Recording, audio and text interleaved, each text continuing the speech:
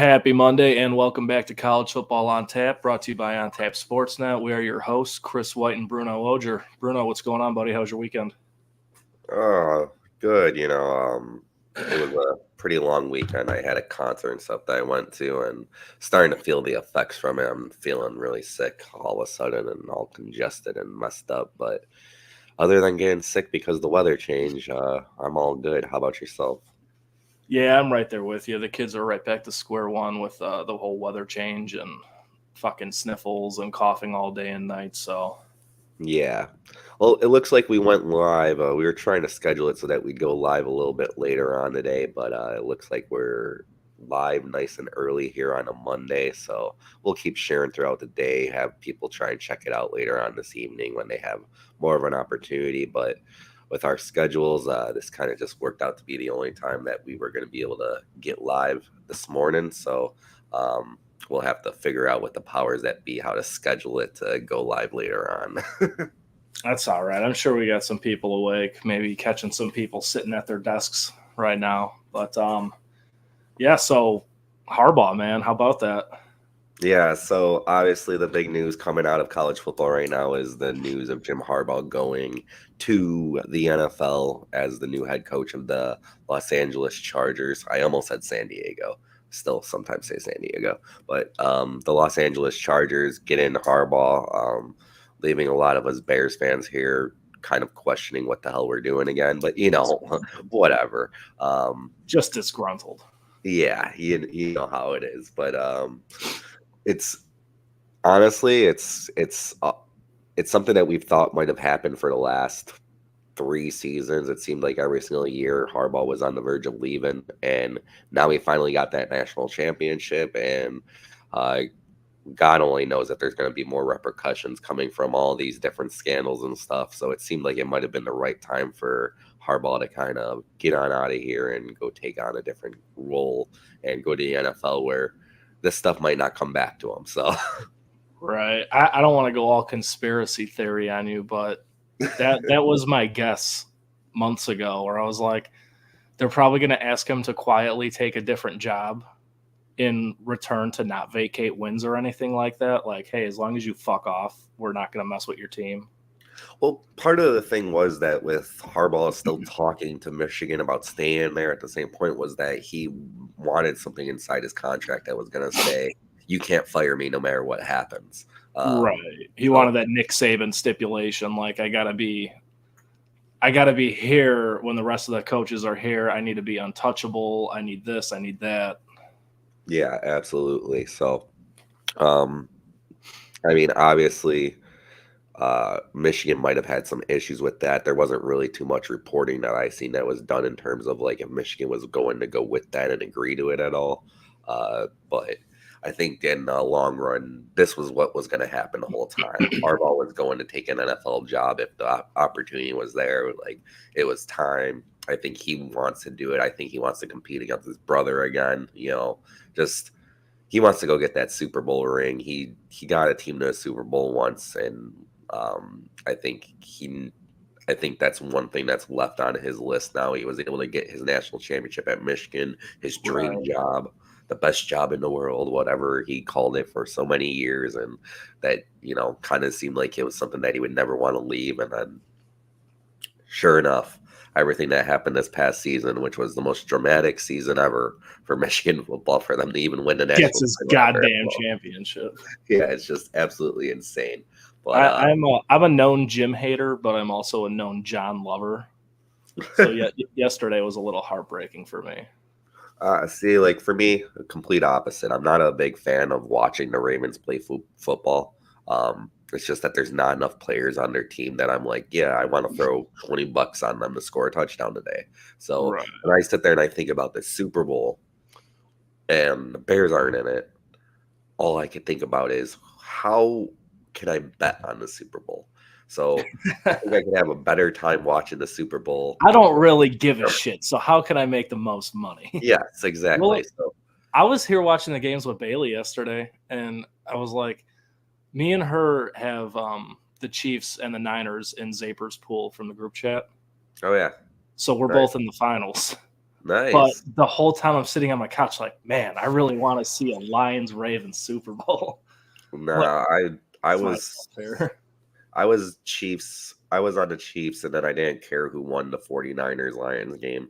And it's honestly just because, like I said, there's players on the Chiefs that I like to bet on. There's stuff for me to bet on. Like I'm Right. gonna get on Isaiah Pacheco's ass. I'm gonna get on Travis Kelsey's ass, but I'm not gonna like. There's just no one on the Ravens. I'm like, yeah, this is great. And it's 2 weeks in a row that Gus Edwards just completely disappeared from the Ravens offense and did nothing for me. So I'm Gus glad that the Bus. Ravens are not in the game. So Yeah. You know what actually I've hit on a few times lately was MVS over on reception yards because it's always super low. It's like 20, but he's guaranteed like 2 chunk plays a game.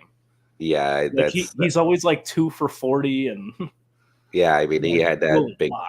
big play yesterday, big catch yesterday that got him downfield. So, and yeah, it does seem like he does get that one big pass where it's like, oh, all of a sudden Patrick Mahomes found him wide open. So, Yeah, I mean, if the over under is anywhere under 30 for receiving yards for him, it's like hammer that every time because you know he's going to catch at least one long ball. so there you go. There's Chris's betting advice for the Super Bowl and There you go. You got one bet you got left, your one game MVS left. take. Yeah, So with Harbaugh kind of saying bon voyage, what are you thinking? Little first overall for Herbert, and then Harbaugh sticks with JJ. no, I don't think that's gonna happen. I think that No, it definitely won't. But how cool would that be? I think that Justin Herbert's gonna get all the opportunity in the world to become have a good shot at actually going to the playoffs since the Chargers seem to blow these opportunities every year. I mean, every year they're gonna go 11-5 and or now it's 11-6 or 12-5 or whatever, and then something happens and the Chargers aren't as good as they thought they would be. I don't think that's going to be a problem anymore for the Chargers going forward. I think we know what Justin Herbert's capable of doing, and we obviously know what Jim Harbaugh is capable of doing as a head coach. So I like the future prospects for Justin Herbert here in terms of his NFL career with Harbaugh at the reins. Yeah, I'm a big Herbert homer, and I think they just fell on some real bad luck this year. Yeah, I But mean, when it comes to teams that I like to bet on, the Chargers are one of those teams I like to bet on normally. I know Quentin Austin Eckler might Johnston not be over there. 2.5 drops. I think Austin Eckler might not be there next year. He already I kind of I said was reading goodbye, something about that. Yeah, so we'll see what happens with the running backs there and where Austin Eckler ends up going. But like fantasy wise, I think he finished like RB 28 or something after coming in the year at RB 2. yeah, Like it trust was me, awful. I had him on 2 fantasy teams. I felt the repercussions of that because I was one of those idiots who was just like, well, why would I want Christian McCaffrey? He's just going to get hurt anyway. I don't want the guy who's gonna fucking miss 8 of the 17 weeks. Yeah, and then sure enough, Austin Eckler was a lot more hurt than Christian McCaffrey was this Yeah, year. McCaffrey's like rookie year McCaffrey, but again in Carolina, just tearing shit up. He's got. I Yeah, think yesterday he scored like his 25th touchdown of the year. Like it's that's fucking ridiculous. nuts. It's ridiculous. Yeah, so that was a big mistake on my end twice this year. But yeah, back onto Harbaugh here. Harbaugh is not only going like leaving Michigan. He has Coach Sharon Moore, who was announced days later as the new head coach of Michigan.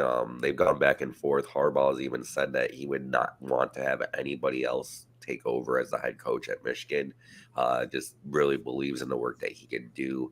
Before we went on air here, you were mentioning how when Michigan won that game without Jim Harbaugh, I believe against Ohio State, that was Sharon Moore was the one who was crying at the end saying we did it for Harbaugh, and like everybody was just kind of like, did Jim Harbaugh die? Like, is he okay? I was talking about this with someone, and it was like, remember when the White Sox hung up like the red gloves in the dugout when Eloy got hurt? Yeah, yeah, Like, guys, he's not fucking dead. You don't have to build a shrine to him. He'll be back in 6 months.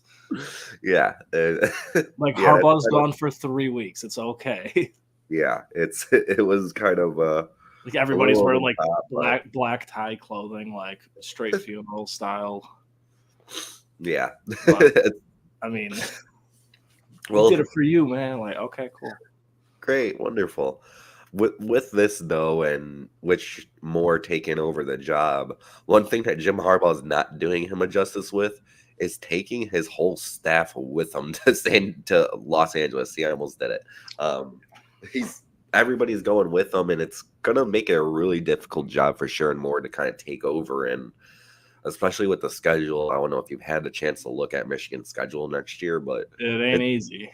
it's not going to be fun. I mean, that's a tough schedule. I mean, you're losing a lot of guys that, I mean, quite a few guys are still returning to this team that won the national championship this year, but a lot of guys are gone. You know, obviously JJ McCarthy's gone. His number one wideout, Roman Wilson's gone. I mean, there's going to be a lot of turnover in terms of the Michigan football program, and for him to have to come in the year after winning a national championship and kind of have to reinvent the whole entire coaching staff, it's going to be a difficult, tall task. That's a lot of pressure. I mean, if it was just him leaving, being like, oh, we were an undefeated team, you know, we were pretty great, but because you throw the national championship on top of it, that seat's got to be pretty warm by the time you even get to the first day of spring camp. Yeah, I mean, you would hope that people in Michigan are going to kind of be a little bit more lenient on him, just because of everything that he's going to kind of have to go through in order to keep this ship going straight. Like, it's not going to sit there, and Michigan's not going to have an undefeated season next year. Like, it's going to be very, very difficult for them to repeat and, you know, kind of have that Alabama-like consistency to winning. It's right. Like the dynasty might be over before it begins. Yeah. So what do you know? I'm not sure. Do you know how long Moore has been with Harbaugh? I don't know the actual amount of time to that. Because like a lot of the times you got to think these guys come with their own people, and then they end up just having to leave them to take a job like a Michigan coordinator because it's Michigan. So he may still have a group of people out there coaching at fucking like Troy or somewhere where he could just kind of call in the cavalry and get his old dudes back. But I mean, if he's been a lifer with Harbaugh, you know, last 10 years or so, then he's kind of shit out of luck. He's been there for 6 years. So about half of Harbaugh's tenure. Yeah. And I mean, he's young. He was born in 1986. So, I mean, he's a young head coach. So he hasn't really been around too long. So another coach that's very young, like Marcus Freeman, it's kind of something that's trending in the NFL too. You know, they're going, a lot of teams are going with a lot younger coaching staffs, younger coaches, these creative offensive minds. So you're kind of seeing that happen quite a little bit more in terms of the best coaching jobs in football in general, not just the NFL now. But with Bill O'Brien taking the Ohio State offensive coordinator job, Brian Hartline has an opportunity to do the funniest thing ever right now. Just jump sides. I do not see that happening. No, not in a million years, but how fucking funny would that be? Apparently, he was supposed to get play calling this upcoming year. Well, from what I was told from an Ohio State fan. That's interesting because, you know, like Brian Hartline, I followed him on Twitter, I think, when he was even in the NFL still, and he's always been that kind of Ohio State mark throughout his time as even an NFL player. Like every Saturday, he was always tweeting about Ohio State. So for him to ever do anything in terms of considering coaching, cheering, or anything for Michigan, I'm just saying that's got to be a real punch in the gut, them going out and getting Bill O'Brien when they told him the job was his. And you can't expect the guy to wait around forever. No. Like you know what's going through his mind right now. Like, hey, I'm the best offensive recruiter in the NCAA. Yeah. And they're not letting me call plays. Am I being taken advantage of? You know, can I go get a decent job somewhere? Can I actually make a difference on the field somewhere instead of in some 17-year-old's home? Like, yeah, I mean, I thought the Bill O'Brien move, I mean, it's not a bad move, but you do not want to piss away your opportunity with Brian Hartline. Yeah, I mean, it obviously that's something that's going to remain to be seen because he's not going to get that opportunity now. But I mean, you could definitely pull a Tommy Reese like situation where he ends up going to, um, you know, ends up going to Alabama like he did. Like obviously not going to Alabama, but going to a school similar like that Well, because a the big opportunity's school, there. right? Yeah. Tommy Reese being a Notre Dame football player throughout his playing days and then being on the staff for as long as he was, like it did have to get to a point for him in order to like sit there and say, well, I'll take the Alabama job. I mean, shit, it's how you're gonna make your career more or less than if you Right. stay in one spot, like you literally could be just waiting forever to make a career that's not going to happen for you because you waited for loyalty, I guess would be it. Like you're staying loyal. Do you think Reese was expecting that head coaching job at Notre Dame? I don't know if he was expecting the coaching job as much as no, I don't think he was because I don't think he would have stayed the first year then. I feel like he would have went with Kelly if he wasn't expecting the promotion. Oh, he did have the opportunity to go with Kelly. Like it was already announced that Marcus Freeman was the head coach, and he was just like, "I'm going to stick around. I'm going to be the OC." Okay. So he did I don't remember the timeline all that clearly. Yeah, so he had the opportunity to go with Brian Kelly, and he decided not to. He decided to stick with Marcus Freeman, but because they did promote Freeman like pretty quickly, right? It was like what, 3 days or something like that. I don't even think it was that long, honestly. I think it was kind of just like, it might have been. I mean, I remember the whole entire like the whole announcing of it, and like the players were all pushing for it. The players all wanted him, so it might have been a couple of days. But yeah, I know it was like more. It was very player influenced in terms of them thinking he should get the job, and that just kind of came with the same kind of thing that we were talking about with Brian Hartline. Is he's a great recruiter. He knows how to recruit, and that's kind of the biggest thing for him, and probably getting this job was he's a better recruiter than Tommy Reese is. So it's just, and at the end of the day, a head football coach needs to be able to manage the team on the field and not necessarily always be calling the plays or things like that. And that's just kind of the situation I think we got into here.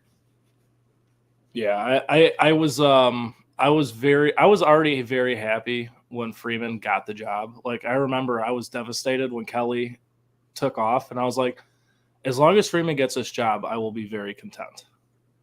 Yeah, you know, Kelly's kind of ran his course, but there's not a lot of options out there right now for head coaches. If they promote from within, and then like his first press conference, he's like, no, calling the defensive side of the ball is the defensive coordinator's job, not my job. I'm like, fuck yeah, I like this. I like the direction this is going. Yeah. I mean, it's kind of something that you always want as your head coach to be able to do that more or less than have to call that side of football. Like I'm very interested, for instance, the Bears again. Matt Eberflus already, even with hiring a new defensive coordinator yesterday, or was it yesterday or the day before, whatever. But even with hiring a new defensive coordinator, Matt Eberflus is already saying he's going to be calling the defense still next year for the Bears. I like what he did towards the second half of the season. The defense looked really good. Oh yeah, absolutely. It's just one of those things where it's like you don't want it to fall short when it matters in a big game, kind of thing, where it's like you're trying to do too much. That was obviously one of our biggest gripes with watching Matt Nagy be the head coach of the Bears, was him trying to call offense and manage a football game. I don't remember what game it was, but I remember they got fucking shellacked. And it was in the press conference, like the post game, someone asked, like, so are you going to continue calling plays next week? Or I think it was Laser at the time. Like, is he going to take over? And he's like, that'll be discussed. And immediately you're like, oh yeah, he's calling the plays. Yeah. You also got to think, I mean, a guy like Eberflus, he's on a very hot seat right now. This is the last year of his contract, and he probably would be gone if he played for another organization that refused to pay out 2 coaches at the same time.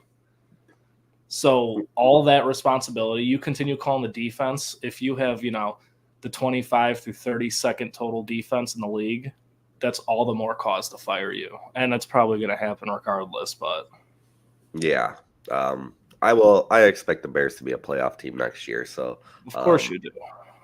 Well, if you don't, then what are you even doing?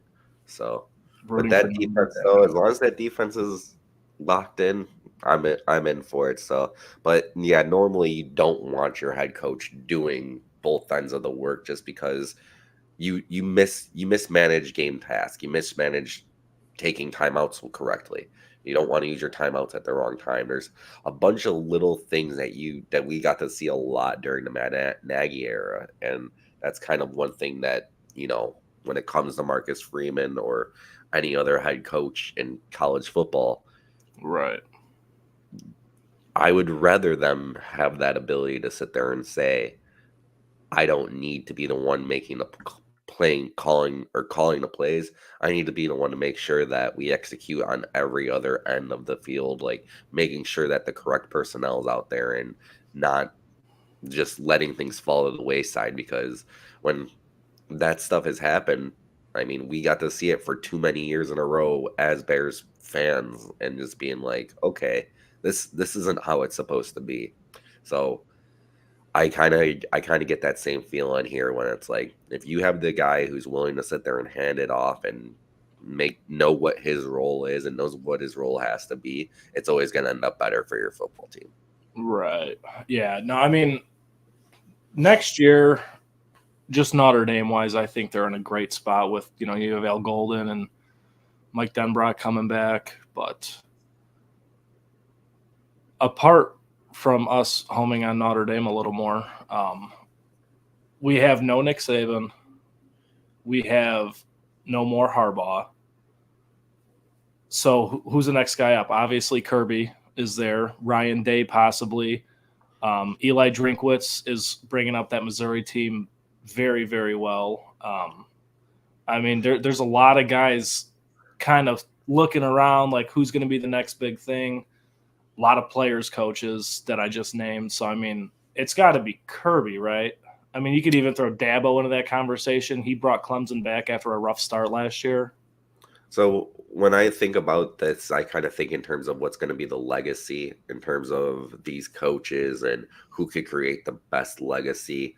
As of right now, the most popular name in college football would have to be Kirby Smart, with Dabo Swinney right behind. I mean, more people might know who Dabo Swinney is just because there was that long time period of Clemson just being very good. Couple championships, and he's just a very eccentric, out there kind of guy. Yeah. You see him on the news a lot more than you see Kirby. Yeah. Not for any better or worse reasons. He just puts himself out there a lot more.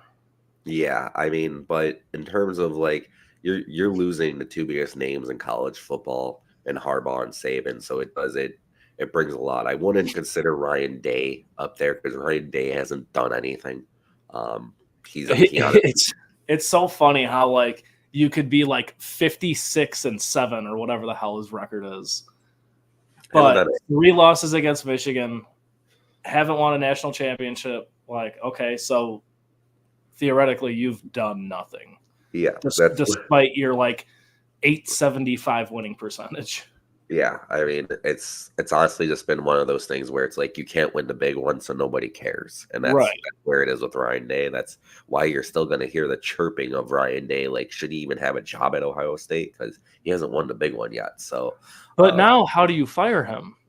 Because they're never not going to make the playoff with 12 teams. If they go 11-1 every year, losing to Michigan every year, they're still in. So who gives a shit? Yeah, I think that if you don't get the win against Michigan eventually, though, I mean, I know Harbaugh, it took him forever to get the win over Ohio State. But if you don't get that win over Michigan, it's going to be very hard for Ohio State fans to sit there and continue to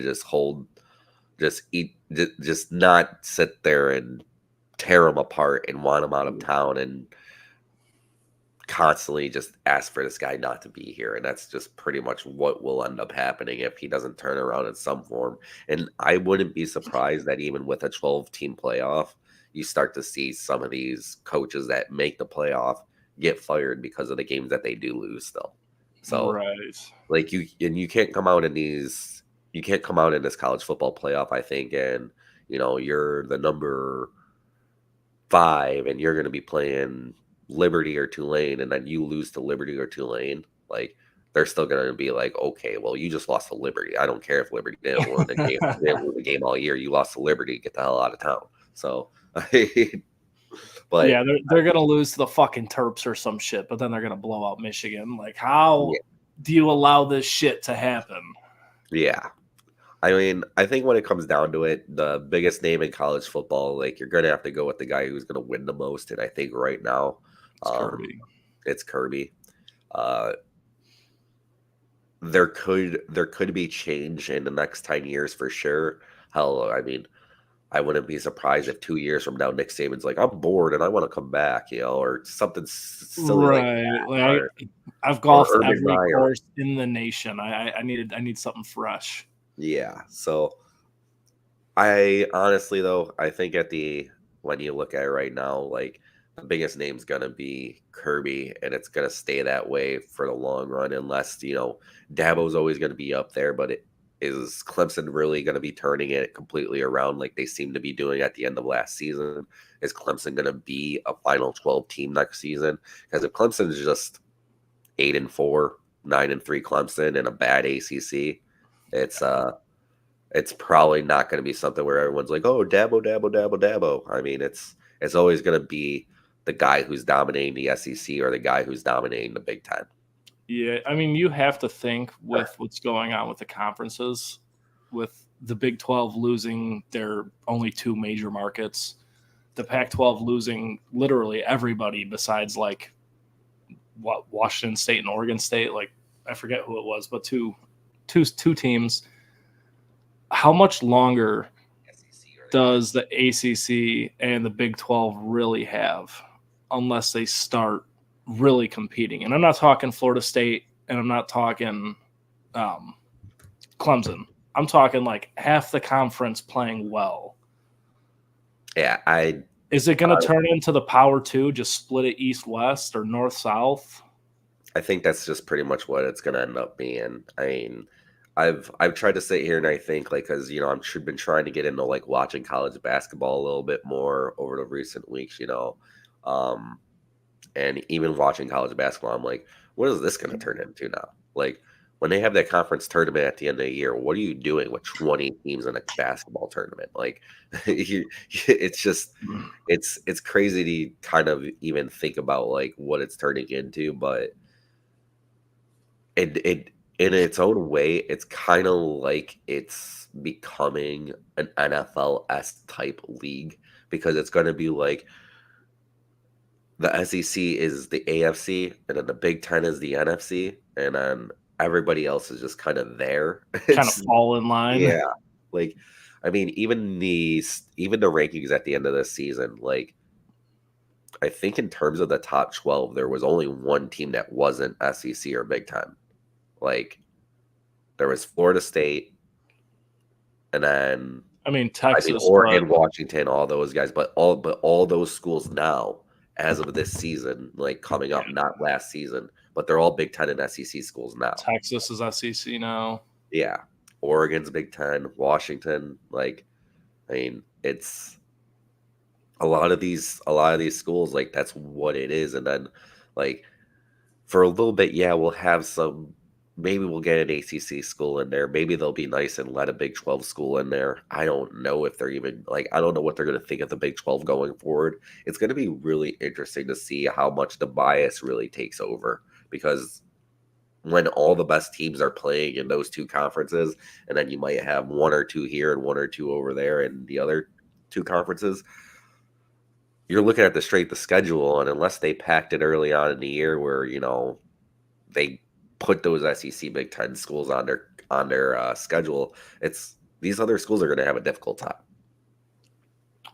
Yeah, the future of college football is just so odd and uncertain right now. It's I don't know. I was all for it when it was just UCLA and USC, and Yeah. then they kept creeping, and I was like, you know what? Whatever, fine. Oregon wants to take a 10-hour flight to Penn State in November. Whatever, to hell with them. And then it's like, okay, well, we literally just lost an entire conference. Yeah. I mean, So it's gotten ugly, but now that it hit the tip of the iceberg, the rest of the dominoes are going to fall in place. And I don't know. It's going to be the next 10 years of college football are going to define the rest of college football. yeah. I mean, I wouldn't be surprised that within the next 10 years, you see the NCAA fall apart completely. I mean, there's a lot of things that could end up happening, and the changes, like, they're going to be dramatic next season, but I think that it's going to get even more dramatic over the years to come as they do try to get different rules in place, different ways of doing things. I mean, you even look at it this year, like, I think Notre Dame just signed a 30-year-old kicker. Like, I mean, What?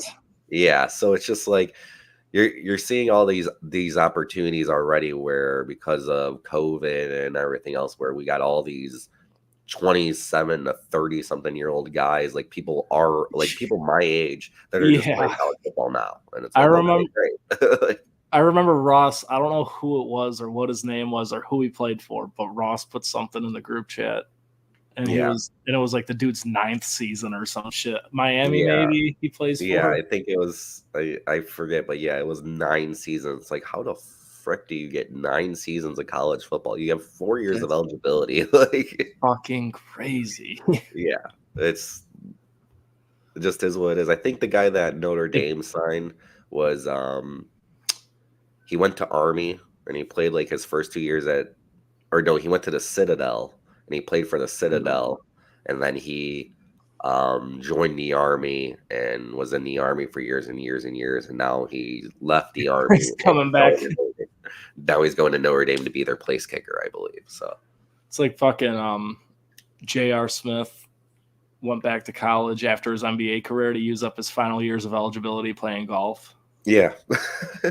Like, Genius. yeah, I mean, I sit there and think, I'm like, damn, dude, I still got eligibility. I mean, my years in the rec league at NIU didn't play basketball in the rec league. I mean, that didn't count. So I can still get out there. You hear that, Notre Dame? They could use some help with basketball right now. They're not very good this season. So All 5'11" of you. yeah, and my bad knees and Yeah. me just being in pain when I go to work every single night. Like, yeah, this will work out perfect for me. It's like I was gonna go to the NFL actually, but I like drinking on Sundays, so I just figure I'd skip the whole college thing too. Yeah, there you go. That works out. Yeah, so there was one more thing that I really wanted to get into, I thought, today. Well, we already got the Michigan coaching search over with when we started to plan this episode. So the coaching search for Michigan, and that was something we were going to discuss, but there's no search anymore. It's done with. I'm actually really surprised they didn't take longer. I thought like Brian Kelly, Dabo Swinney, I thought they would at least have time to interview for the job. And I don't think Michigan really offered up any interviews. I think they kind of made up their mind immediately.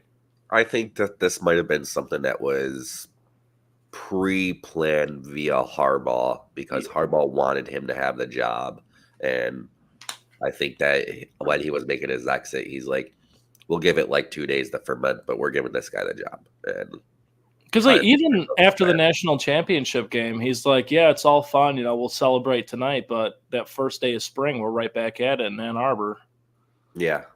And I'm like, okay. So, I mean, could just be fucking around with everybody. He could have, honestly, God, not had his mind made up. But. Yeah, definitely very possible. I think that Well, I also like you didn't know for sure that he was going to be offered these NFL jobs. Like it kind of Right. seemed like the Chargers was a lock from the get go. Like I mean, they've been talking about it for a few weeks now, and it was more or less just the season ending in the NFL and seeing if the Bears were going to do something. Because I think that everybody kind of felt like if he could coach the Bears, he would. I mean, I don't know that for sure, Hmm. but it seems like also there had to be something in terms of the past that happened with the Bears in terms of the It, interview process before, and it's that the it's Bears were Kevin just not Warren. interesting. It's Kevin Warren. It's the president of the Bears. It's no secret that him and Harbaugh have never gotten along. Well, Warren is a man who made a career off of enforcing rules, and Harbaugh is a man who made a career off of bending those rules, often breaking them, but never ending bending. damn, just call the guy straight out. Why don't you? I'm just saying. It's not, I mean, what are they going to do about it now? He's gone. True, true. Um, yeah, I guess I could see that, but I have heard that there was like some issues like pre Kevin Warren in terms of his interviewing with the Bears and just kind of like, Harbaugh coming in, he's going to be more than just a head coach. He's going to have some power. He's going to have some type of Hmm. ability to possibly overthrow a GM in certain situations, in terms of what he wants and the people he wants there for his scheme and everything like that. I think that he would have a lot more power than most head coaches that come into any job possibly would. And The that Chargers has are a always, dumpster fire, so they might allow something like that. and the Bears are a Are- dumpster fire that doesn't allow shit. They're too proud. Yes. They're They- bad, but they're happy they're bad. It's We're the still the Bears. mediocrity in, probably in a top three market where the fans are super passionate is just cool with the Chicago Bears. So that's Yeah. just kind of where we've been. I mean, I guess that's the McCaskies more than anything. We're hoping that Kevin Warren isn't okay with mediocrity. Um, I mean, I think it's kind of hard to believe to sit there and think I was born 4 years after 1985, so I've never gotten to see the Bears win a Super Bowl. I've gotten to see them in a Super Bowl, but I've been alive for 34 years, and I could What? I could only put on my fingers how many times I've watched the Bears play a fucking playoff game.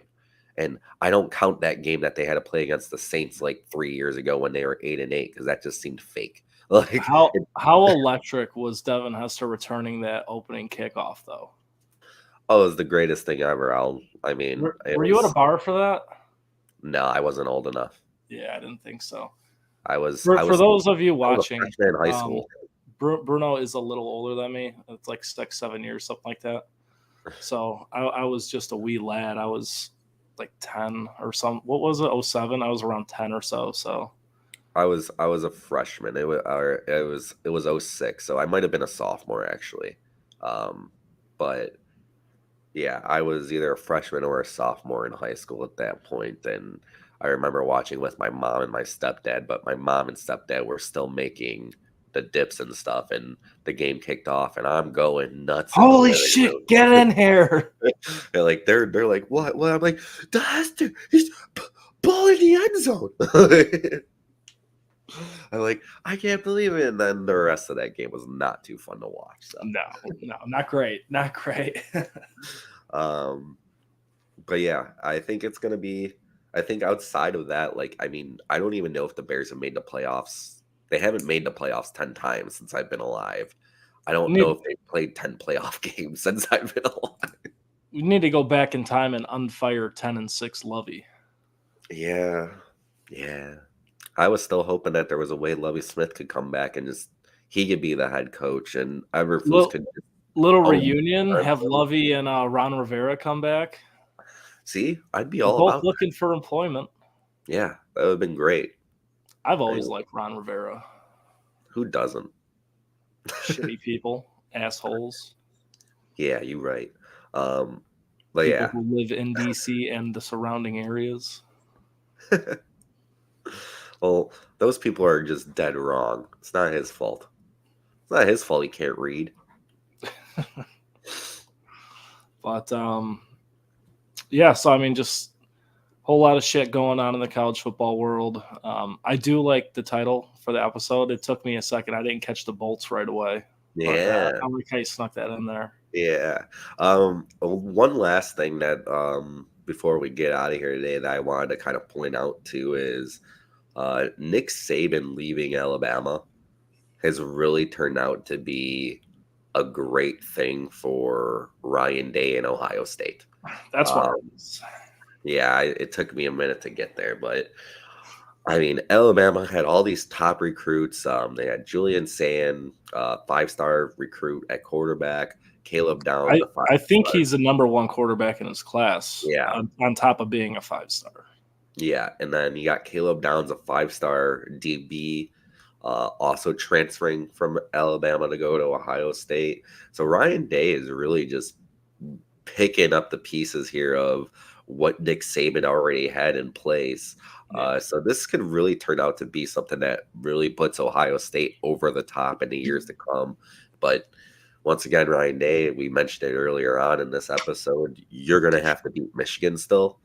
Michigan could be Yeah. terrible next season, but if you lose to a terrible Michigan, like, I don't think they'll be terrible, but I don't know if they're going to be good. Well, it's going to be an interesting year.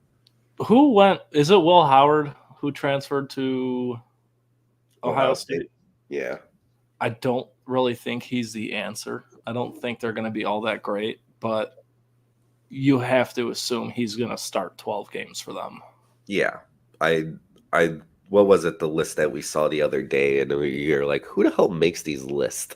And I'm like, I don't know, man. But like, Will Howard was ranked ahead of Riley Leonard on that list. And, yeah, the transfer quarterbacks coming in or whatever it was. They were. Well, it was just the top quarterbacks for each team in general coming in the next season. So it was like Carson Beck out of Georgia was number 1. Like Jalen Milroe was number 4 for Alabama. Shadur Sanders was number 3. When it goes back to that coaching conversation we were having, I mean, Deion could be the name, but it's going to take 5+ years in order to get there, I think. But do you think Deion is really going to stick around that long? Or do you think he's going to jump for the NFL as soon as possible? I feel like he's a better leader for children and kids than he would be for the NFL. For a couple reasons. I think the way he's going to recruit, his name just carries so much weight. And people in the NFL aren't going to be starstruck by him. They're not going to give a fuck. They'll be like, oh, okay, cool. I'm you now. You were you 20 years ago. Yeah. I mean, I was thinking about it the other day in terms of it too, was people my age, I'm 34. Like, if I was being recruited by Deion 13 years ago or whatever, 16 years ago to go to play football or whatever, I would have been like Deion Sanders, because when I grew up, like that was it. Deion was the shit. Deion was the man. Yeah. But even like today's kids, like they might know who Deion Sanders is, but you'd be surprised how many 18-year-olds are just like, I don't think people are unaware of him. Like, I think he's just like everybody knows Jerry Rice, Randy Moss, Emmitt Smith. I think he's a part of that grouping.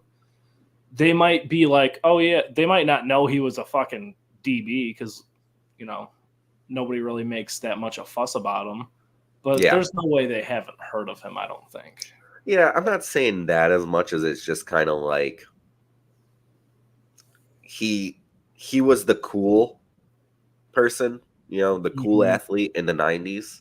Like, what's cool to people in the 90s isn't really cool to people now.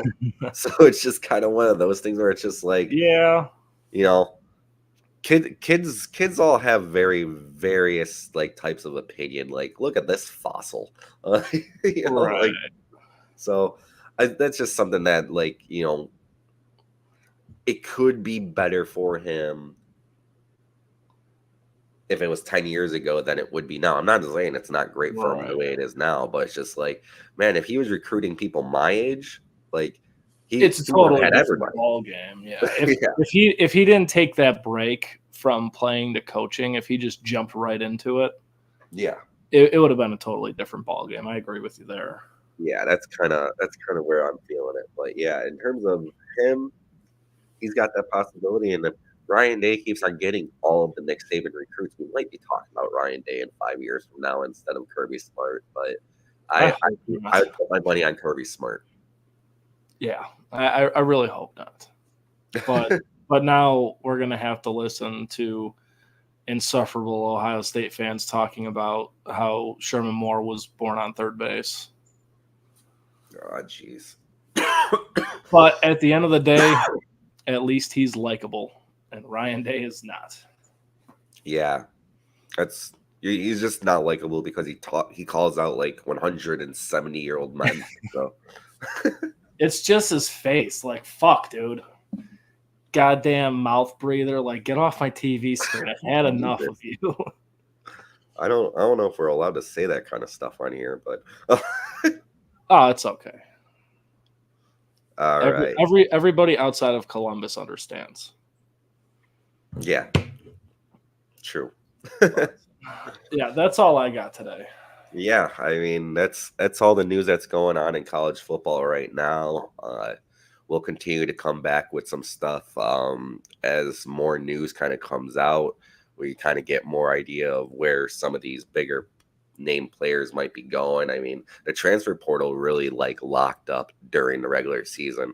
I kind of thought like when we first got the idea of doing college football on tap that we were going to have all this transfer portal stuff in February and whatnot. And it's not that way. Everything It's is kind of gone. locked up and done. Like so there's a lot less news in terms of that than I expected at this time of year. But I mean, it's just kind of something to see how the transfer portal is going to work going forward. I mean, a million names are going to enter and a million names are going to make their pick within a week. So Right.